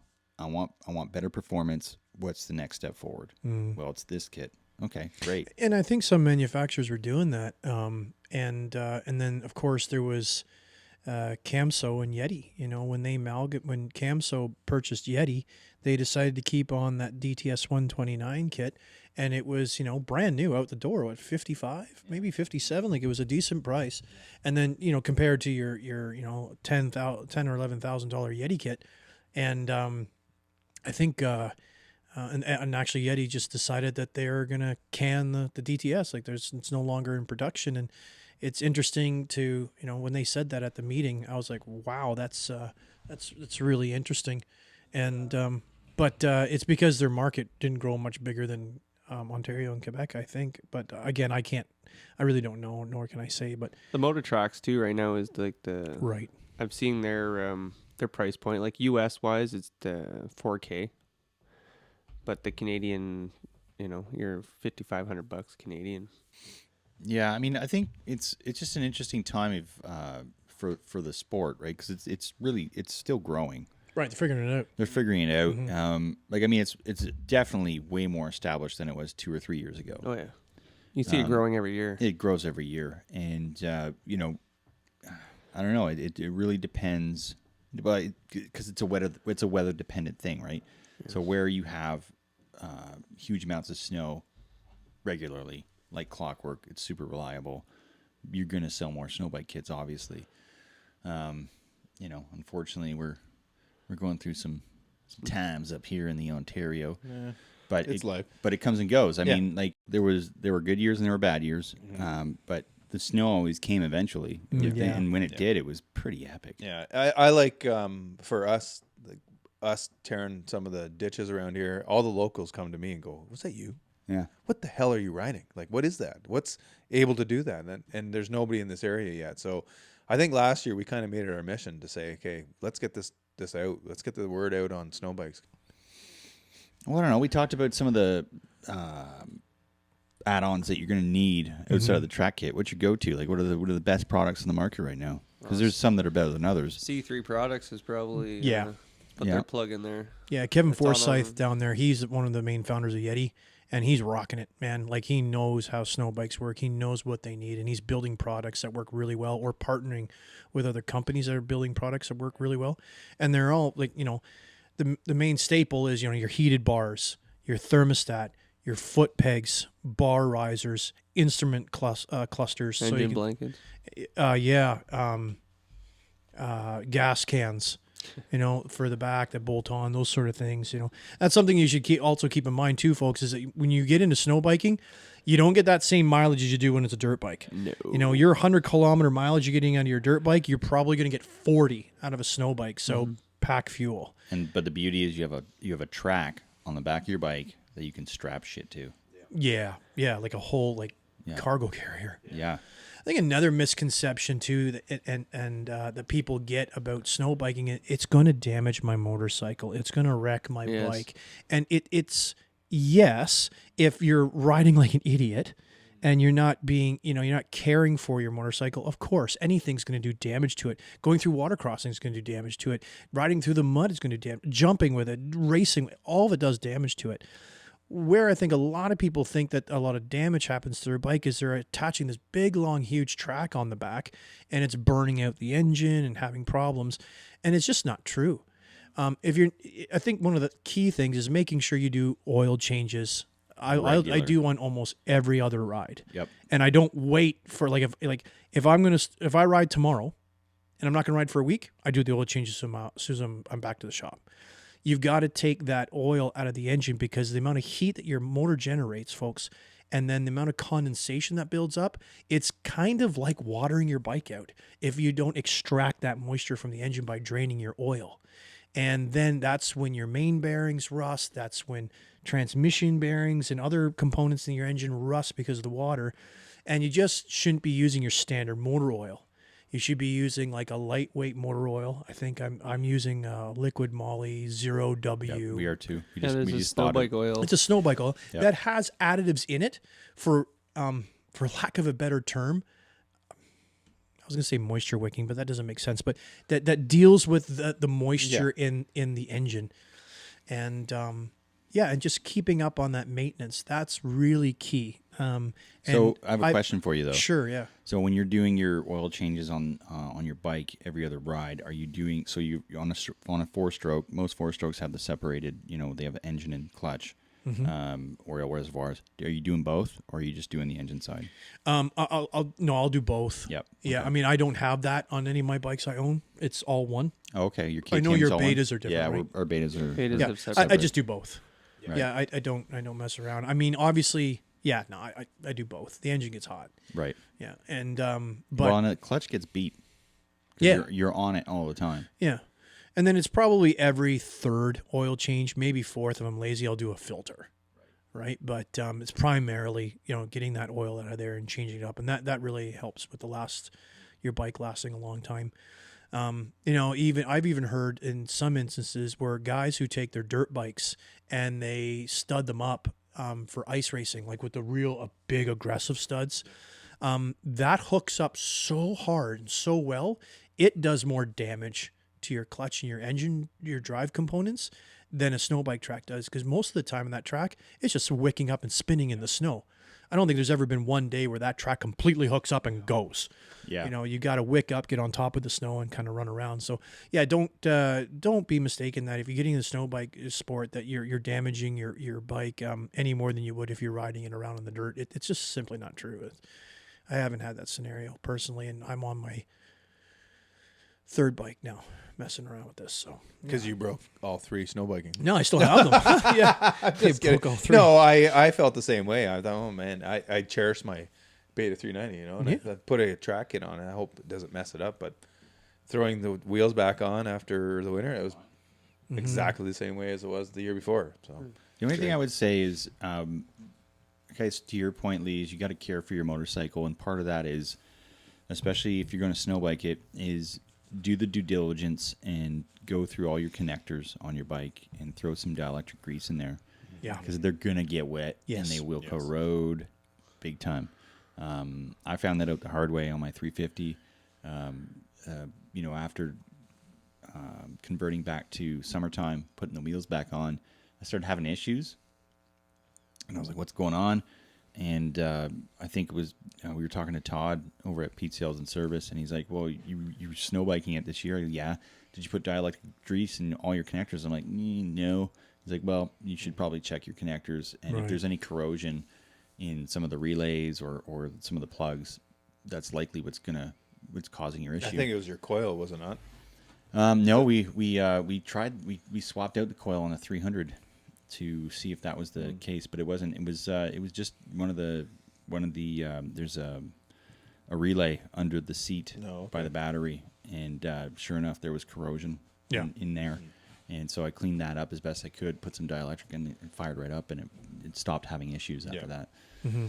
So the other thing that I'm always answering questions, talking about is that, can I bring my snow bike on the snowmobile trails? And the answer is no, in Ontario legally, but they tend to think that that's all they really want to go is a snowmobile trail. Yeah. Let me tell you firsthand from going down groomed trails that I was permitted on, and that see you later, guys. Have a good day. Yeah. Take care. Thanks for coming, John. Yeah. Bye. He's pulling a Sean Robichar straight to the beer fridge. He's much more of a ninja than Sean was. The snow bikes work great on hard pack stuff, right? If you've got snow and you got a base, they perform really, really well. When you get one that's designed more for that, it performs better. Yeah.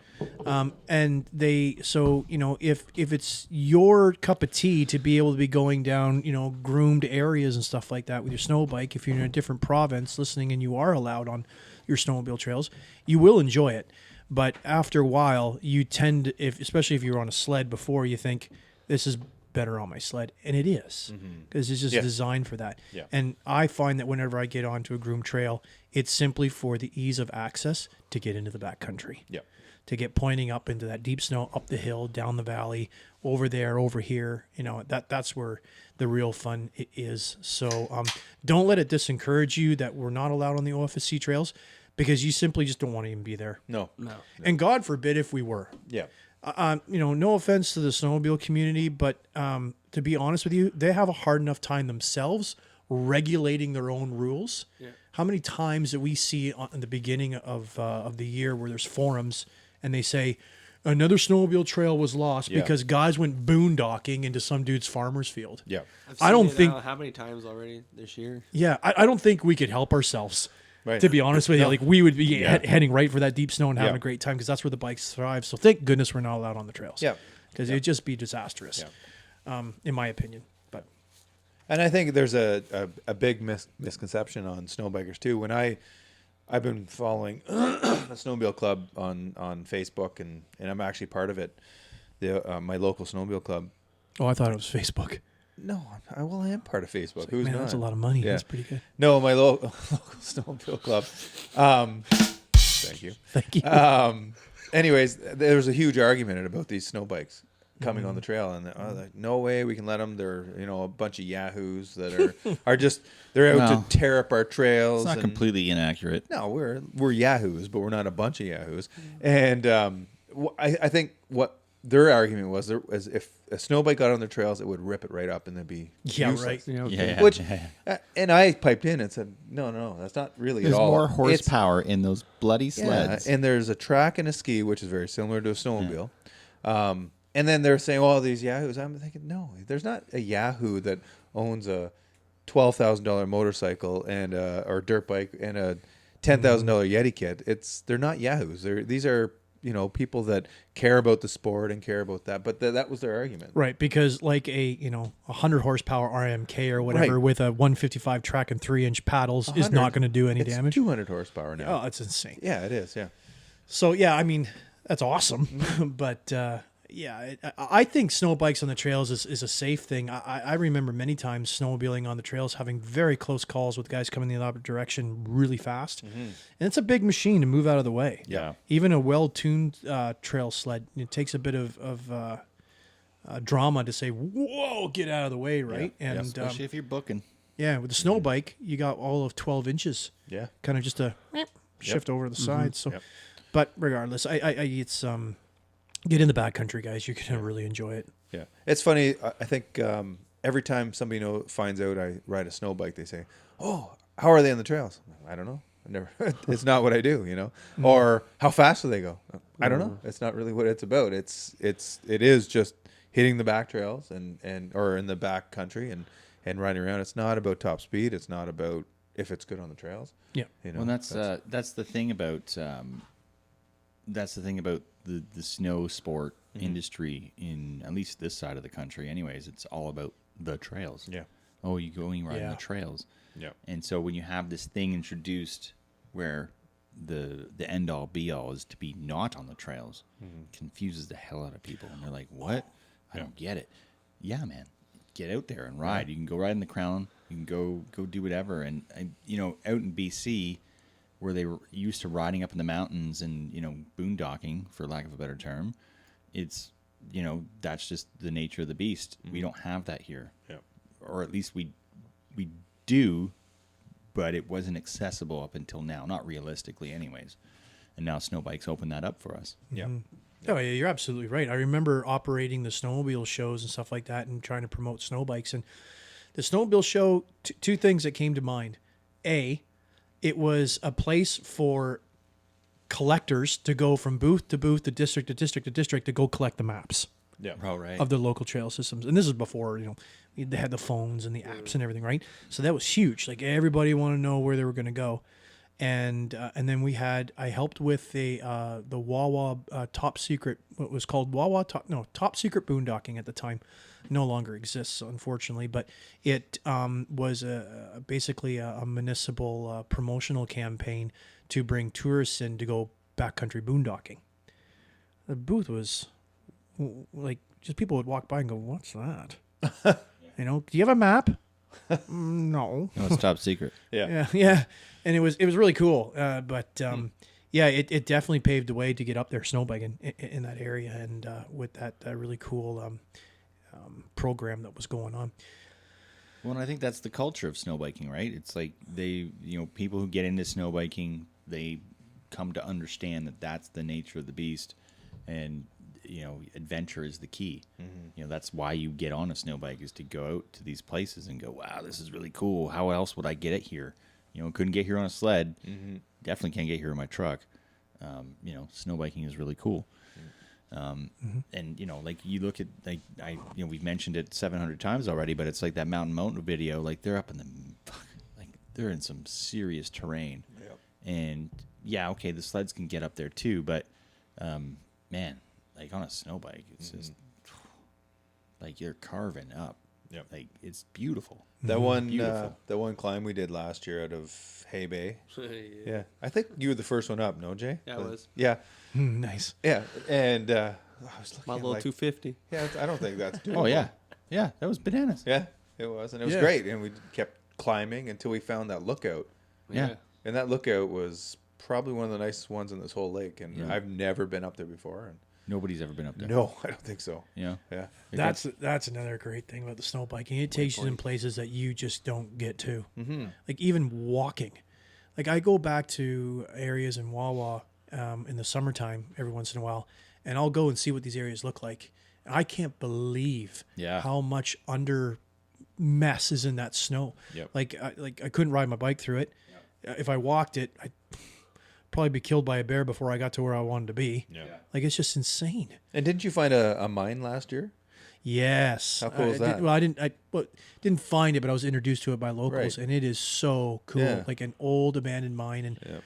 it's a neat story. And anybody that comes with me, I'd be more than happy to take you on a little tour. But Blue Steel. no, Snowdown won't be there at that place. But we'll get an opportunity as friends to go and check it out. Yeah. But it's so cool. This is a great little story, actually, and I'll be quick with it. But We're snowbiking. We get to out this, and the guys, we're gonna show you this mine. I'm like, oh, okay, cool. And we're in this, like, you've obviously took this old laneway. There's a small concrete structure at the bottom where I guess they used to park the equipment and stuff like that. And whatever shelter was over top of it has all been deteriorated and ripped down. So it's just this concrete, leftover foundation. And we stop. I'm like, so what are we doing? Just taking a break? He's like, no, the mine's right here. I was like, oh, okay. There's tiny little footpath goes up this hill into this little rock cut. And then all of a sudden there's this chasm that drops down and goes down, and you kind of have to climb your way down into it. And then at the bottom, like a Lord of the Rings movie, these two massive iron doors. And one of them is just cut open by like 2 feet. So if you're a big fella, you're not getting in there. Yeah. And then you slip through the cracks of the doors and you turn your flashlight on, and it's this massive mine tunnel you could drive a school bus down. Wow. And it's the floor has been flooded, but it freezes. So now you can walk on it all the way back to the back of the mine, and all this sleuthing stuff is still hanging from the ceiling. And then when you go into a cave, you got stalagmite and stalactite, which is the water that forms the rocks coming down. You get these crystals. Well, it's all ice in there.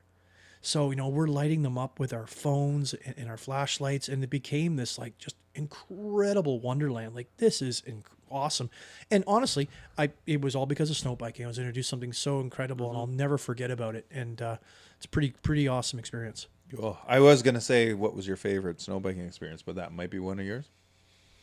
Or what is your... No, my favorite snowbike experience is when I was very first experienced to it, and went, wow, this is amazing. That had to be it. Yeah. There's been many of great times, but the most memorable one is that. Yeah. Like losing your virginity. It's exactly what it was. Very memorable. I don't remember losing mine necessarily, but... Has it been that long? Oh my God, I'm old. Yeah. Just that many, right? Whatever. Oh yeah, Mr. 17. Yeah. Oh God, yeah, no. Last year when we did that, when we were climbing up that crazy cliff face there. I mean, that was a big, that was a great adventure. When we even got into some, foresty bits Afterwards. Like it was just. I'm thinking of all these little sections we got into, and some of them we got stuck and we had to help each other out. But it was just the whole day. Like at the end of the day, I was just like, my adventure quota has been filled. Yeah. Like bar none. Like amazing. Like it was just a huge amount of fun. Yeah, that was. And some sections were better than others, but I remember we came down backside of that lookout you were talking about earlier. Yep. And we came into this it was like a frozen marsh. And there was all these dead trees in the marsh, but it was frozen, right? And just slaloming in between all those trees because they were all spaced out like beautifully, and I was just like, oh my God, this is amazing. Like this is beautiful. Like you would never get here.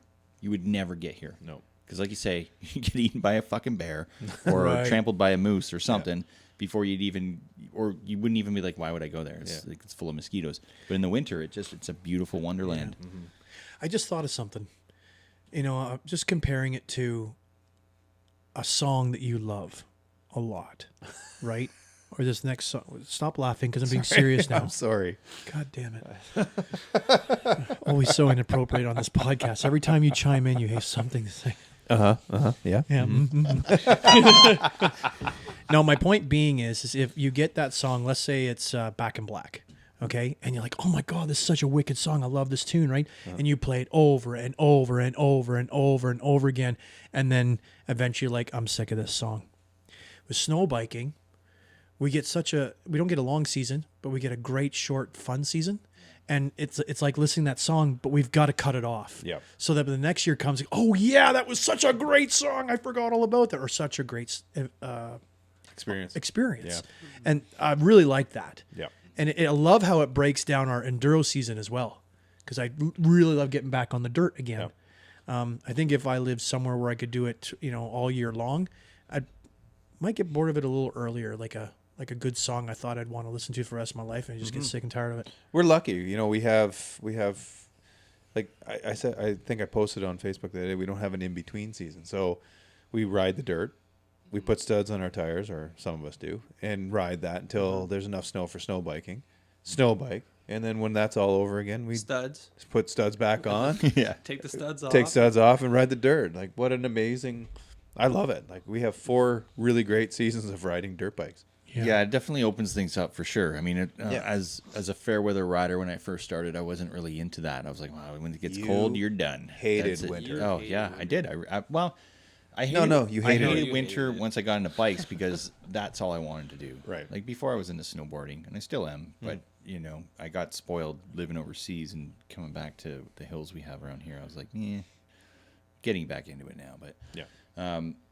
it made me want to just be in summer all the time. That's where my happy place was. That's where I could ride my bikes. Sorry, what's that? The producers are saying it's time for a commercial break. Stand by, folks. And we're back. Thank you, Lee. Yeah, you're very welcome. Oh, boy. Edit that section out. Yeah. What? That's great stuff, man. People love that. It's juicy. It's juicy. What's the other one here? Oh, right. You mean this one? There we go, folks. Yeah, snow biking. So this is the pattern when Lee's on the show, folks. Get used to it. We've never used those buttons before now. Yeah. Lee's a button pusher. Yeah. Literally. Literally.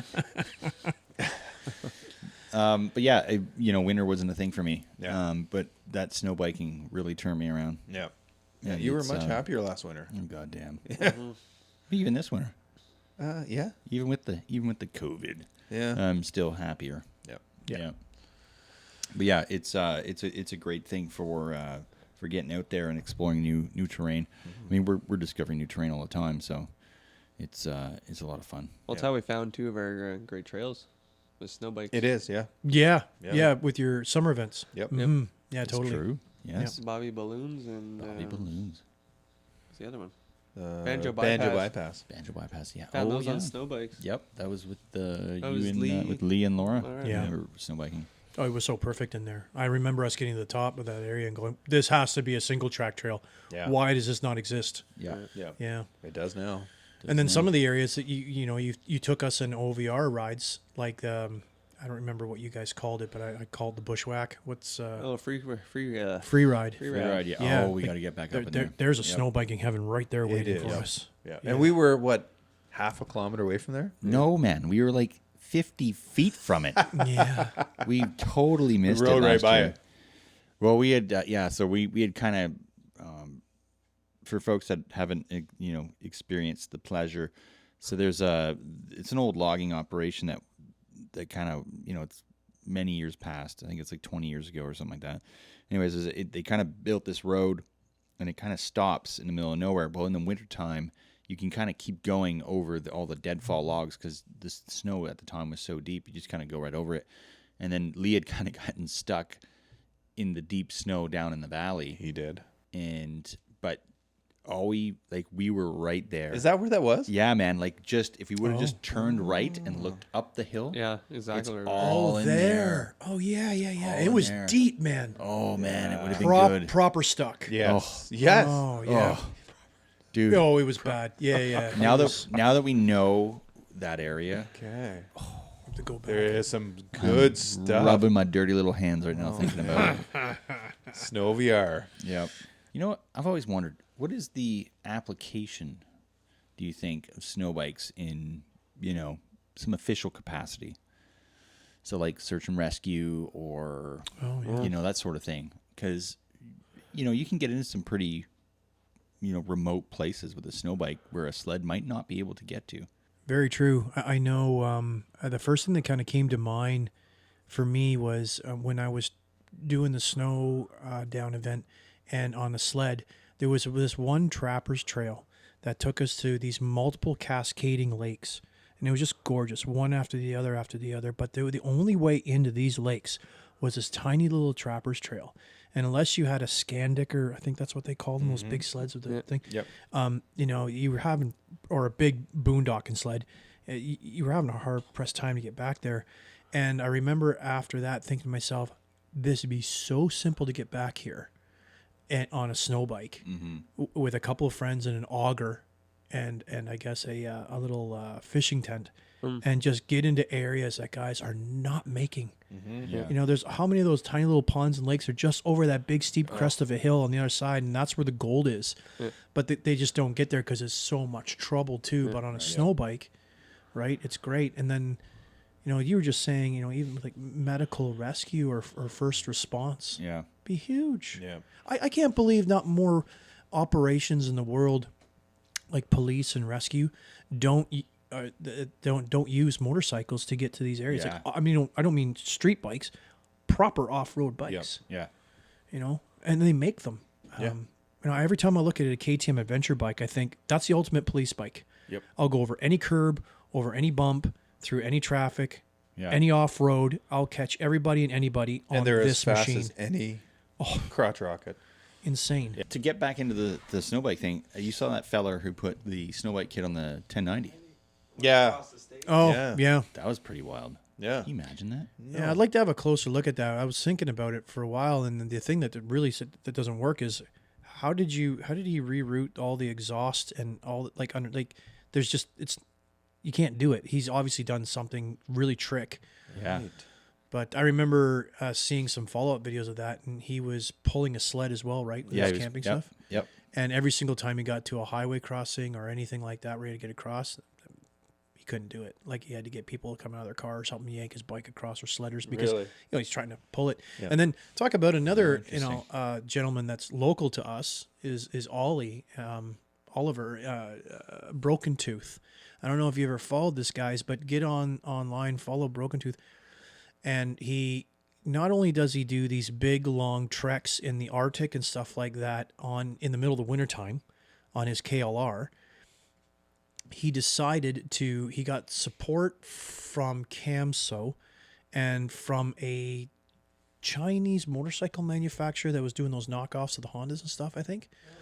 And he was on a mission to take large amounts of, I think, dog food. I'm sorry if I'm getting this wrong.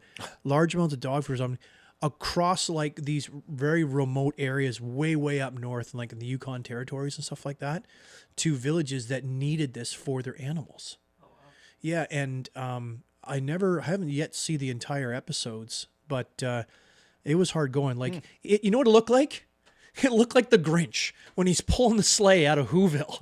And it's just way overloaded, tipping all over the place. And this tiny little dog in front going, trying to get through. And this is, I'm surprised you guys haven't seen this. And he's like, there's a track kit on the KLR. No. He's, like I said, he's got it on this Japanese or Chinese knockoff of like a CRF or Honda. But it is a okay. track kit? It's a CAMSO. Okay. It's a DTS 129 on Okay. here. Yeah. And it was, I don't know if the mission was a complete success. I don't think he made it all the way on the snow bike. But I shouldn't, I haven't seen the whole thing. So maybe I should just shut my mouth. But A long time ago, yeah. he's hardcore. Like he when he up there on his KLR, there's a whole nother snow bike discussion. And I guess it is snow biking because he was in the snow with his studded tires on his KLR. But he got so cold one night trying to get to his destination, like minus 40 or something. He froze the cornea of his eye, and he became blind and rode into town with one eye vision frozen, and then he had nowhere to be.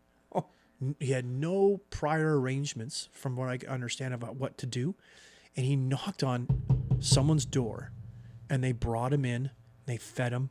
And they kept him warm, and because it's just having someone up there in the middle of nowhere show up on a bike in the wintertime. It's like, what's going on here, right? You're more likely to see a seal walk up to your door, than Broken Tooth on his KLR. And wow. Yeah, it's quite the story. Did he get his vision back? He did. Yeah, it came back after 2 days. Wow. I think it was a bit of a time. He had to stick around for a while, and he made great friends. And it's. When you say local, where is this guy from? I think he's just an Oakville area. Wow. You've probably seen him at the shows. He looks like, Leave it to someone from the GTA to just get on their KLR and ride up into the Arctic Circle and go blind. he's always in a kilt when he goes to the shows. And he reminds me of not Adam Savage. Who's the other guy from Mythbusters? Jamie. He reminds me of Jamie. So he's got this goatee. He's like, it's exactly what he reminds me So of. wait, the Oakville kilt Yeah. beret, I'm assuming? Mythbuster. Like long No, like, but mustache? he would wear a fancy hat with a feather in it. Fancy hat. Yep. Yep. Yeah. This Good is checking guy. a lot of boxes. Yeah. Yeah. Typical KLR rider, basically. Yeah. Exactly. Exactly. Shout out to all our KLR friends. Oh, we love them all. Yeah. Oh man. They're all eccentric. Yeah. Yeah. So yeah, that's a neat little, not a snow bike, but snow bike story. I thought it was pretty cool. Yep. Check it out. It's on YouTube, and there's videos of him also. I kind of copied him in my last video because I thought it was a great idea, where he's standing out in the middle of the snow with nothing but his underwear on.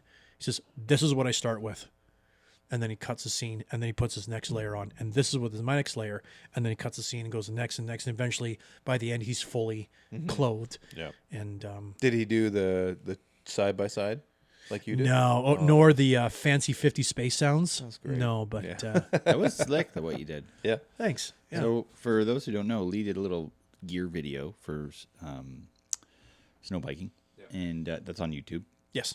Rally Connex Yes. YouTube page. Yeah, so look up the Rally Connex channel. It's on there. What offhand, what the title of that video is? What to wear snow biking. Yeah, I think it is. So Yeah. it's a pretty slick video that Lee put together to just kind of give folks an idea of what he's wearing while he's snow biking, and it's basically it's good common sense and a good place to start for understanding what you're going to need gear wise. Or you can see it on our Facebook or Instagram feeds and stuff like that. I think our YouTube, for some reason, we have 2 YouTube channels. I haven't been able to get rid of the old one before I bought the company. So look at Rally Connex GPS guided events is what you want to go to, not the adventure tours one. Yeah. The other thing I find really interesting is there's a lot of people doing up like high-end sport bikes with snow bike kits. I've seen a lot of those around lately. And Gixxer 600. yeah, I'm really curious what those would be like. Fast. Oh, they'd be fast as bananas. Like, it'd be crazy.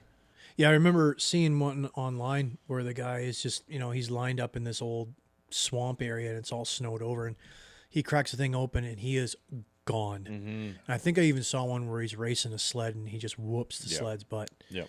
And I was pretty impressed by that. I was like, wow. But again, I'm sure it handles like a bag of, Oh, yeah. Crap. yes. Thank you. Nah, that's too late for that now. Funny's past. Yeah. So I have a question.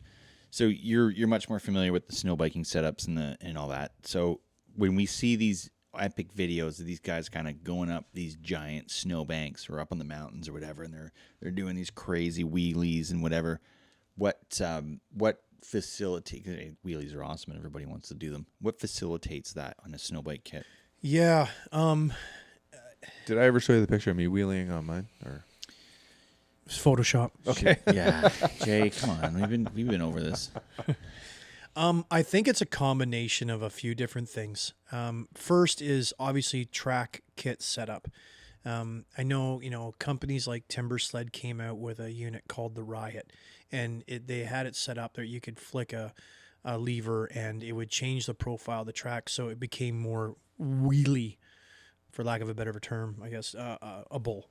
So, you could pick the front ski up and play around. And the same thing can be done with a Yeti kit, for that matter. It's a little bit more involved to be able to change things around than just flip a lever. Right. So those guys that are doing that sort of thing have a setup that allows them to do it. I think second, it's the snow depth and their body language. The way that if you really stop looking at the snow bike flipping around and look at their bodies, look where they're looking, look where their body position's at. Most of the time, they're way far back on that machine, fistful of throttle, looking around their shoulder exactly where they want to be. And usually when you look, it goes. And then the last thing is an abundance of power. I was just going to ask that. Like a machine that just, like I've seen one guy come to a Snowdown event where I saw he could do those types of things. And I went over and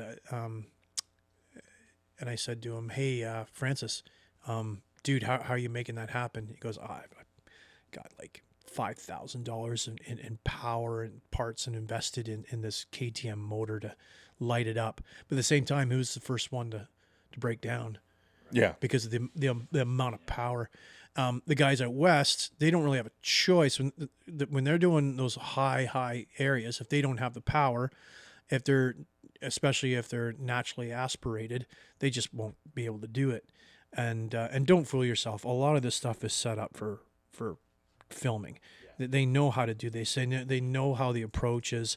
Like when you watch these guys hawk off of cliffs and stuff like that and everything, there's a lot of time spent building the ramp, how much load up speed I need to clear this. Like there's a whole mathematical process. And actually, I'm so sorry. His name is I'm missing his name, and he's even part of the Yeti team. But he just, I'm so sorry. Go to Yeti Snow MX, and there's a couple of videos on the how-tos of doing those sorts of things. Okay, cool. And one of them is those big cliff drops. Right. And how you come off it, where your body needs to be, how you stomp the snow like a skier would talk about, or a snowboarder, and how that all plays out. And there's a lot of setup. Cool. I have yet to see, the average snow bike rider just go up to the edge of a hill like that and go and turn around and come back down. It takes a lot of skill set and work to be able to do something like that, in my opinion. Well, it's like anything, right? It's like we look at these enduro videos of guys doing stuff, and we're like, oh, how do I do that on my dirt bike? And it's like lots of practice. Yeah. Lots of saddle time. Yep. So, yeah, cool, man. And practicing the right way. Right, Yeah. exactly. Yeah. Cool. Well, I don't know, man. This has been a pretty fun episode. Snowbiking's pretty awesome. We love Absolutely. it. Never again. I'm not co-hosting with Lee ever again. That's on record, folks. Wow. You know what? I'm sorry to hear that. Yeah. I am. No. Yep. So Lee will be back. Yeah, no, I'm joking. Thank you. Thank you. Any last words before we sign off, guys? Yeah. I just want to obviously thank you guys for having me out, and Been a pleasure. and being That's able fun. to work with you guys. I'd like to thank my sponsors. I'd like to thank KTM Canada, Yeti Snow MX, C3 Power Sports, Climb, PST Engine Jackets, or PST Snowbike products, and of course, thanks for all my support from people like my girlfriend, like Laura, that lets me go out and do these sorts of really fun Yes, things sir. and supports it. Yeah, we're lucky. We're lucky to have wives we like all that. have very, very, Very very good lucky. significant others that Yep. let us to do this stuff. Yes. Yeah. Participate in the Boondocking and the Boonies Snowbike series, folks. We'll see you at Yeah. SNOVR and Thank you. Snowdown. Yes. Yeah, you guys can sign up at www.valleyrallyenduro.com or rallyconnex.com Yep. and just navigate your way over to the Snowdown page, and Yes, sir. all the information and registration is right there. right on. And also, folks, if you're interested, we have a Valley Rally shop full of swag now. So we got hats, toques, we have mugs for the podcast that are available. And we also have some really beautiful track art. We're gonna put up some pictures on social media of that, and we got it up in the studio here. It's very cool. It's very cool. Actually, roll the clip of that. The people want to see that. We're gonna roll the clip. We're gonna roll the clip once our video guy Lee gets off his ass and put some good video together. We'll put that up. Yeah. And we're working with a coffee Oh, company. yeah, that's right. Yeah. Yeah, that we'll Oh, have yeah. up online too. Engine House Coffee, Yep. local to the Barry's Bay area in Killaloo. Probably some of the best coffee I've ever had. by far. Yeah, it's At really this point, good. yep. It's really good. We're gonna have our own blend, and we will be we'll be posting that up soon. So keep an eye out for that. Is it called John's Batch?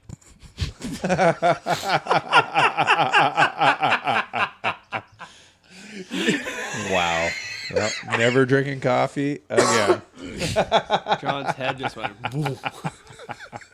Maybe it should be called John's.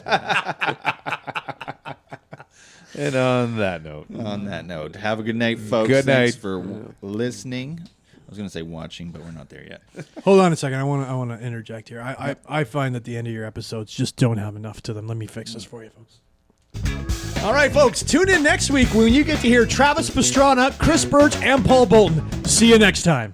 Woo! It's a true story I just made up. pulled some strings, didn't Yeah. I hit a tree with my face. This is what the aftermath of FML looks like. Where's the easy button?